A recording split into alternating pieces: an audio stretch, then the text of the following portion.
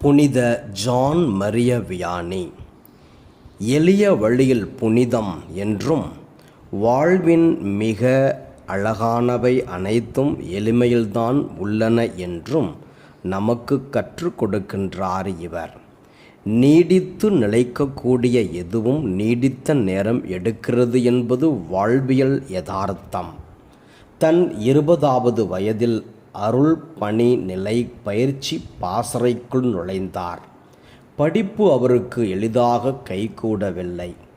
மத்தியாஸ் லோரஸ் என்ற அவருடைய சக மாணவர் 12 வயது அவருக்கு தனிப்பட்ட வகுப்புகள் எடுத்தார்.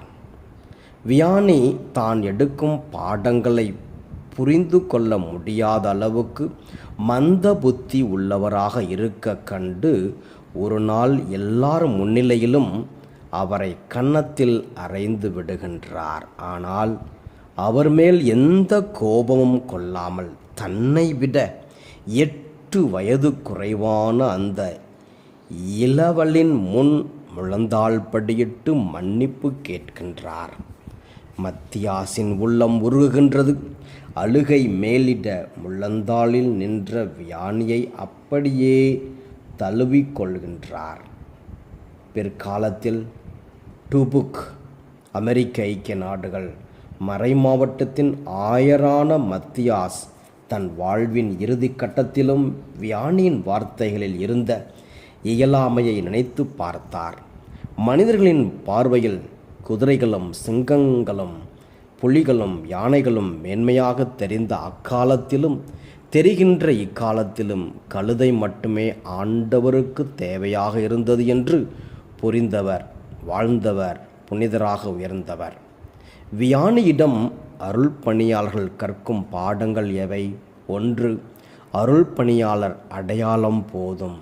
நான் ஓர் அருள் பணியாளர், அது போதும் எனக்கு. இதுதான் வியானியின் வாழ்வின் இலக்கு, நோக்கம், செயல்பாடு என இருந்தது. இன்று அருள் பணியாளர் ஆசிரியர், அருள் பணியாளர் வழக்கறிஞர், அருள் பணியாளர் சமூக காவலர், அருள் பணியாளர் மருத்துவர், அருள் பணியாளர் எழுத்தாளர் என நிறைய இரட்டை அடையாளங்களை நாம் தேடுகிறோம். அருள் பணியாளர் என்பதே ஒரு அடையாளம்தான். அந்த அடையாளத்தை முழுமையாக வாழ்ந்தால், ஜெபித்தால், திருப்பலி நிறைவேற்றினால், மக்களை சந்தித்தால், அவர்களின் குறைகளை நிறைவு செய்தால், தன் உடல் நலனை நன்றாக கவனித்து கொண்டால் அதுவே போதும். தன் ஒற்றை அடையாளத்தை நிறைவாக ஏற்று அதை முழுமையாக வாழ்ந்தார் வியானி. 2. தெளிவான மேய்ப்பு பணி கட்டமைப்பு. வியானியின் மேய்ப்பு பணி கட்டமைப்பு 3 விடயங்களை மட்டுமே கொண்டிருந்தது. திருப்பலி நிறைவேற்றுதல், பாவ சங்கீதனம் கேட்டல், மறைக்கல்வி கற்பித்தல். அவருடைய சம காலத்தில் இதுதான் மக்களின் தேவையாக இருந்தது. தேவைகளை உணர்ந்து தெளிவாக தன்னை கட்டமைத்து கொண்டார் வியானி. ஒவ்வொரு அருள் பணியாளரும் இலக்கு தெளிவுடன் இருக்க வேண்டும் என நம்மை அழைக்கின்றார். 3. மாற்றம் கண்முன்னே நடக்கும்.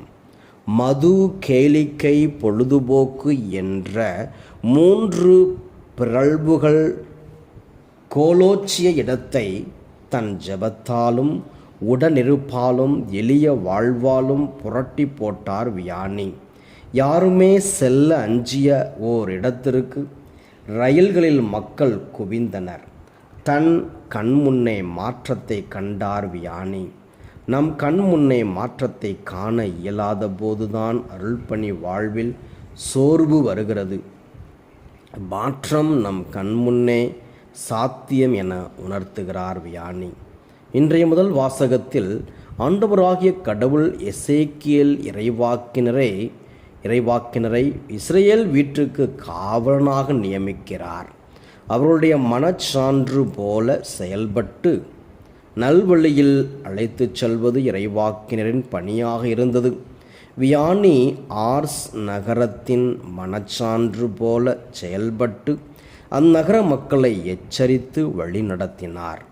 நற்செய்தி வாசகத்தில் இயேசுவின் பரிவுள்ளம் வெளிப்படுகிறது. மேலும் அறுவடைக்கு தேவையான வேலையாள்களின் பற்றாக்குறையையும் சுட்டி காட்டுகிறார் இயேசு. அறுவடை மிகுந்திருந்த தன் காலத்தில் நம்பிக்கைக்குரிய வேலையாளாக பணியாற்றினார் வியானி.